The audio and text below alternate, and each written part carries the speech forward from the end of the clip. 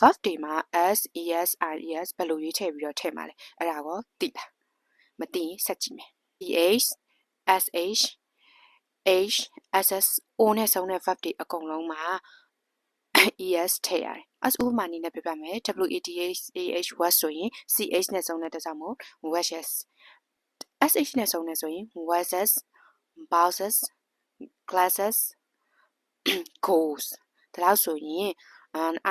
es ကိုဘယ်မှာ verb ရဲ့ es ကိုဘယ်မှာထည့်ရမလဲဆိုတာကိုသိသွားပြီလို့ထင်တယ်တခြားအရာတွေဆိုတော့ verb ရဲ့နောက်မှာ s လေးထည့်ရုံပဲပေါ့အဲ့ဆိုရင် ies ကိုရောဘယ်လိုနေရာမှာထည့်ရလဲ y နဲ့ဆုံးရင် ies လို့ပဲထင်နေတော့မှာအဲ့ဆိုရင်အဲ့အတွေးတွေကိုအရင်ဆုံးဖျောက်လိုက်ကြရအောင် y နဲ့ဆုံးတိုင်း ies ထည့်ရတာမျိုးမဟုတ်ဘူးဘယ်လိုနေရာမှာ ies ထည့်ရမှာလဲဆိုတာကိုရှင်းပြပေးမယ်ဥပမာအနေနဲ့ပြောရမယ် study dy starry starry ဆိုရင် y ရဲ့ရှေ့က d က consonant abcd ကို consonant လို့ခေါ်တယ် ai ကို vowel လို့ခေါ်တယ် consonant ရှေ့မှာ vowel ယူရှိရဲ့အတွက်ကြောင့်မို့ study starry က studies starry ဆိုပြီးတော့မှတ်ရတာဒါလောက်ဆိုရင် verb တွေကိုဘယ်လိုနေရာထားသူထားရမလဲဆိုတာကိုသိပြီလို့ထင်တယ်အဲ့တော့ standard လေး structure လေးနဲ့တိဆောက်ကြည့်အောင်